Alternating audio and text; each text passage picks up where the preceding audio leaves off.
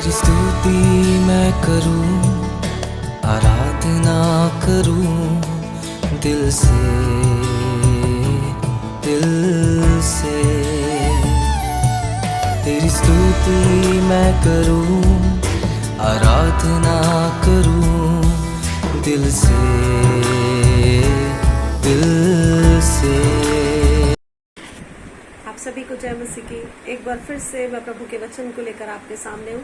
मैं आप सभी देखने वालों का स्वागत करती हूँ। आइए हम एक छोटी सी प्रार्थना के साथ आज के वचन को शुरू करेंगे। प्रभु धन्यवाद करते हैं परमेश्वर, आज के इस वचन मनन के समय को प्रभु आपके हाथों में सौंपते हैं पिता। जितने लोग मुझे देख रहे हैं प्रभु, जितने लोग सुन रहे हैं, हर एक जन आशीषित होने पाए पिता। प्रार्थना करते हैं प्रभु जी, ये वचन हमारे हृदय की अच्छी भूमि पर पड़े परमेश्वर, 100 गुना फल लेकर आए। आगे के समय को पवित्र आत्मा आपके हाथों में देते। धन्यवाद के साथ दुआ यीशु के नाम से मांग लेते, आमीन। आज जो वचन हम मनन करने वाले हैं वो वचन है मत्ती 17वां अध्याय और उसका पहला वचन। वचन इस तरह से है। 6 दिन के बाद यीशु ने पतरस और याकूब और उसके भाई यूहन्ना को साथ लिया और उन्हें एकांत में किसी ऊंचे पहाड़ पर ले गया, और वहां उनके सामने उसका रूपांतरण हुआ और उसका मुंह सूर्य के समान चमका और उसका वस्त्र ज्योति के समान उजला हो गया। हमने जो वचन पढ़ा उसमें एक खास बात जो मैं आपको बताना चाहूंगी वो है यीशु का रूपांतरण। क्या एक व्यक्ति का रूपांतरित होना जरूरी है? क्या हमारा रूपांतरण होना जरूरी है? जी हाँ, हम सबको रूपांतरित होना यीशु मसीह तक पहुंचने के लिए। यहाँ पे जो हमने वचन पढ़ा वो इस तरह से था कि यीशु मसीह अपने 3 चेलों को लेकर, यीशु मसीह के कुल 12 चेले थे, जिसमें से यीशु मसीह 3 चेलों को लेकर पहाड़ पर चढ़ गए, एकांत में अकेले में लेकर गए। और जब वो वहां अकेले में लेकर गए तो चेलों ने एक चीज देखी, वो चीज थी रूपांतरण, यीशु मसीह का रूपांतरित होना। और लिखा है जब यीशु मसीह रूपांतरित हुए ना, तो कैसे रूपांतरण हुआ, किस तरह से? यहाँ लिखा है उसका मुंह सूर्य के समान चमका और उसका वस्त्र ज्योति के समान उजला हो गया। हम बाइबल में एक व्यक्ति के बारे में पढ़ते हैं, वो है मूसा। मूसा को परमेश्वर ने एक पहाड़ पे बुलाया था, और जब हम नए नियम में आते हैं तो हमें पता चलता है हमारी वो चट्टान है यीशु मसीह, हमारी वो चट्टान है यीशु मसीह, और हम सब विश्वासी, हमारी नींव है यीशु मसीह। हम सबको उस चट्टान पे चढ़ना है। जब मूसा उस पहाड़ पर चढ़ा तो मूसा का जो चेहरा था वो बदल गया था। उसके चेहरे से एक तेज चमकता था। वो तेज ऐसा था कि इजरायली लोग उसे देख नहीं पाते थे। बाइबल को पढ़ने वाले लोग इस वचन से परिचित हैं। और हम जो नए नियम के विश्वासी हैं, हम सब भी एक चट्टान पे हैं। वो चट्टान का नाम है यीशु मसीह। और जब हम उस चट्टान पे चढ़ेंगे, जब हम रूपांतरित होंगे, तो हमारा जीवन बदलेगा। क्यों यीशु मसीह ने चेलों को ये बातें दिखाई? यीशु को पता था वो परमेश्वर के पुत्र हैं। यीशु जानते थे उन्हें किस उद्देश्य से भेजा गया। लेकिन यहाँ 3 चेलों को यीशु मसीह अपने साथ लेकर गए और उन्हें ये चीजें दिखाई। और बाइबल में वो मेंशन है। क्यों मेंशन है? क्यों? बाइबल में कोई भी बात व्यर्थ में नहीं लिखी गई। उसे लिखने वाला पवित्र आत्मा, हम जानते हैं हर एक व्यक्ति को प्रेरित करने वाला पवित्र आत्मा था, उन्हें सिखाने वाला पवित्र आत्मा था। हमने ये चीज देखी कि यीशु मसीह 3 चेलों को लेकर गया और 3 चेलों के सामने यीशु का रूपांतरण हुआ। जब रूपांतरण हुआ ना, तो कुछ बदल गया। एक स्टेज से अगली स्टेज पे यीशु मसीह दिखाई दिए। पृथ्वी पे जैसे थे वैसे नहीं दिख रहे थे यीशु का रूपांतरित होने पर, यीशु के रूपांतरण होने पर उनका चेहरा चमकने लगा, और इतनी चमक थी जो सूर्य पर होती है। जितना सूर्य का तेज होता है ऐसा तेज, और उनका वस्त्र ज्योति के समान चमकने लगा। और जब चेलों ने इसे देखा तो लिखा वहां पर उन्होंने मूसा और एलिया को भी यीशु के साथ देखा। उनको मूसा और एलिया भी दिखाई दिए। यीशु मसीह रूपांतरण क्यों दिखाना चाहते थे चेलों को? एक्चुअल में यीशु मसीह हमें बताना चाहते थे हर एक व्यक्ति को रूपांतरित होने की जरूरत है।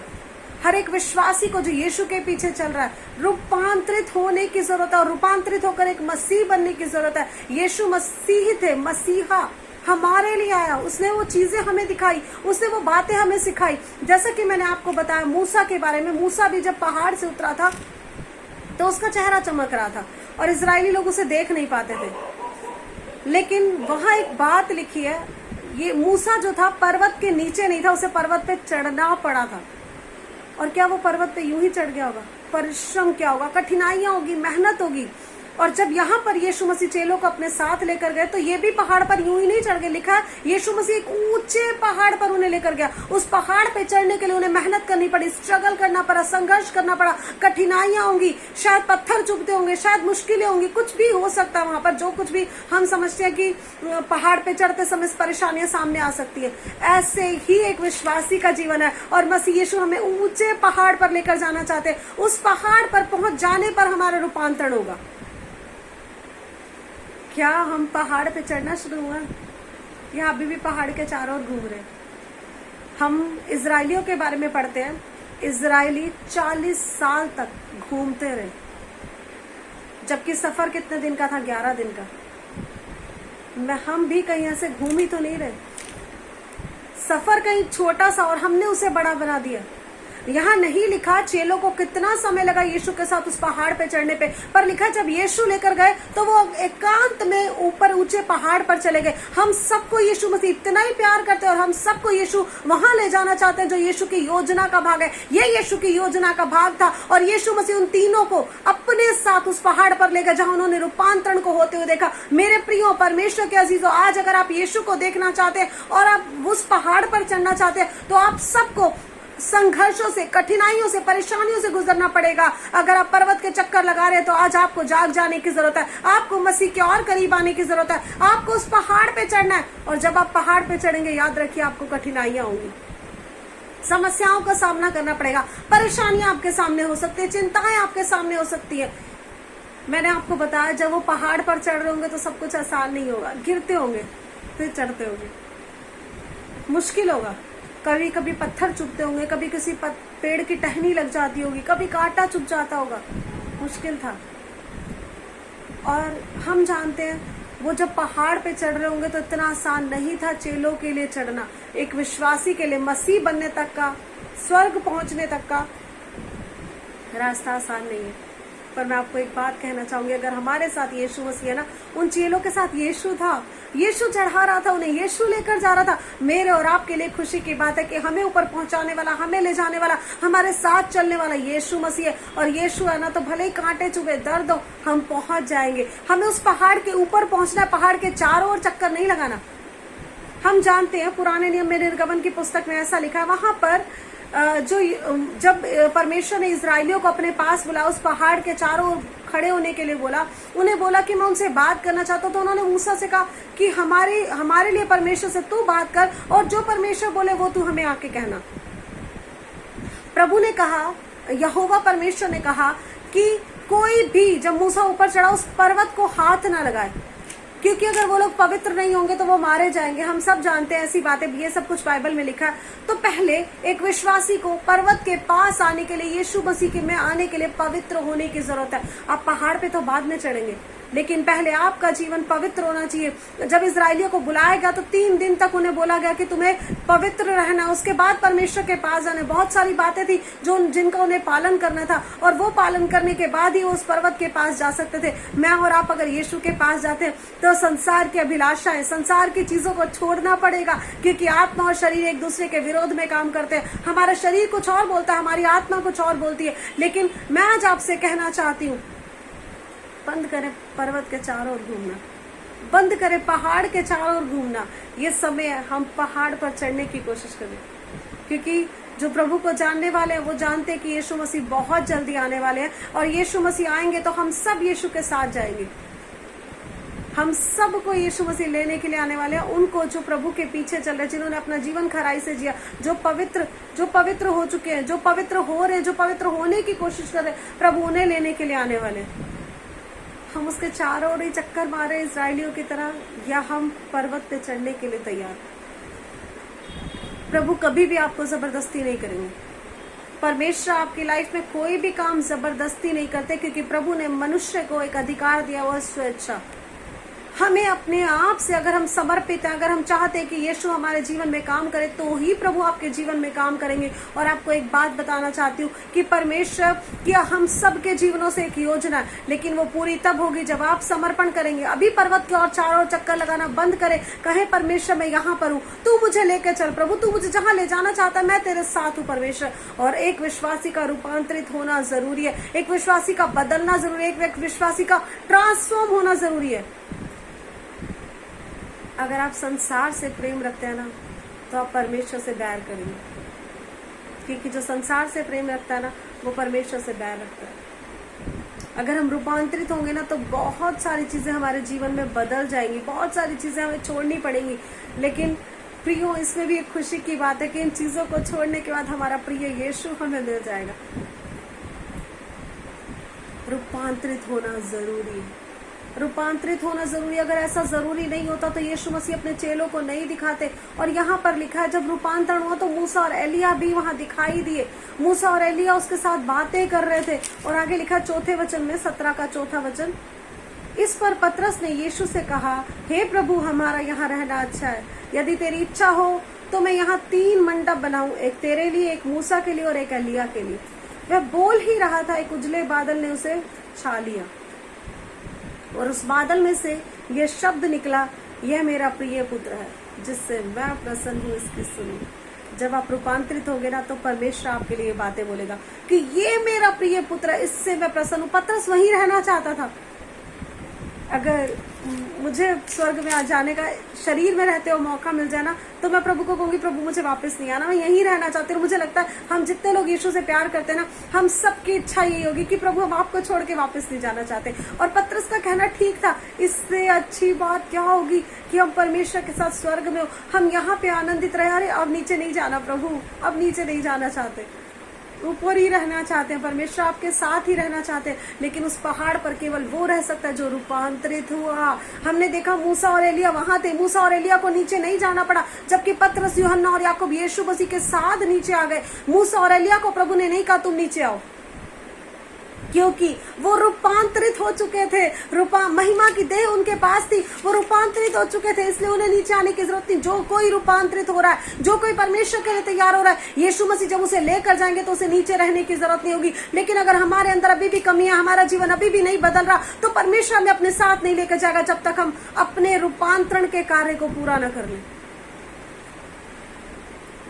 पतरस वहां रहना चाहता था, पतरस नीचे नहीं आना चाहता था, क्योंकि उसे पता था यही तो मैं आना चाहता हूँ, यही तो मैं पाना चाहता हूँ। और हम में से हर एक जो यीशु के पीछे चल रहा है, वो वहीं जाना चाहता है, स्वर्ग में, जहाँ यीशु मसीह। यहाँ पर एक उजले बादल ने उसे छा लिया। क्या यीशु के लिए ये पहले आवाज नहीं आई थी? तब कोई चेला नहीं था, सिर्फ ये बात यूहन्ना और कुछ लोगों ने सुनी थी। और वहां पर जब ये बात उन्होंने सुनी, तो यूहन्ना को पता चला कि ये परमेश्वर का बेटा है, क्योंकि यूहन्ना को ये बात बोली गई थी, यूहन्ना बपतिस्मा देने वाले को, कि जब तू किसी व्यक्ति पर जिसे तू बपतिस्मा दे, पवित्र आत्मा कबूतर की नाई उतरते हुए देखे, तो तू समझना कि वो मेरा पुत्र है। यूहन्ना को पता चलने के लिए कि यीशु मसीह ही परमेश्वर के पुत्र है, वही वो मसीह है जो आने वाला था, वो आकाशवाणी और कबूतर के नाई पवित्र आत्मा उतरा। फिर दोबारा यीशु को करने की जरूरत क्या थी? और बहुत समय के बाद, बपतिस्मा लेने के काफी समय बाद ये घटना हुई।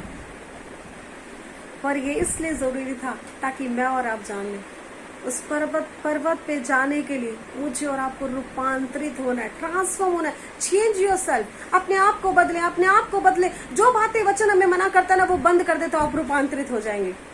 मुश्किल नहीं है, क्योंकि यीशु ने किया, और प्रभु हमारी मदद करने के लिए हमारे साथ है। मैंने आपको बोला ना, ये पतरस, यूहन्ना और याकूब को यीशु खुद लेकर गया। वो चाहता है मैं और आप उस पर्वत पे पहुंचे। बंद करे पर्वत के चारों ओर चक्कर लगाना। कब तक हम यूं ही चक्कर लगाएंगे? कब तक हम यूं ही चलेंगे? क्यों ना आज प्रभु से कहें, परमेश्वर तू मेरी मदद कर, मैं यहाँ पर हूँ पिता, मैं यहाँ पर हूँ, परमेश्वर तू मेरी मदद कर। प्रभु मैं रूपांतरित होना चाहता हूँ, प्रभु मैं चाहता हूँ अपने आप को बदलना, मैं चाहता हूँ अपनी लाइफ को चेंज करना, मैं चाहता हूँ जो तेरी योजना है वो पूरी हो जाए। प्रभु मैं उस पर्वत पे चढ़ना चाहता हूँ, पर्वत के चारों ओर चक्कर नहीं लगाना चाहता इजरायलियों की तरह। इजरायली 40 साल तक चक्कर लगाते रहे एक ही जंगल में। क्या आप भी ऐसा ही तो नहीं कर रहे? 11 दिन की यात्रा को 40 साल की तो नहीं बना दिया? सिर्फ 11 दिन का सफर था, लेकिन उन्होंने कुड़कुड़ाने की वजह से, कुछ भी समस्या आने की वजह से, परेशानी होती वो लोग कुड़कुड़ाने लग जाते थे। उस वजह से उन्होंने अपने 11 दिन के सफर को 40 साल का कर दिया।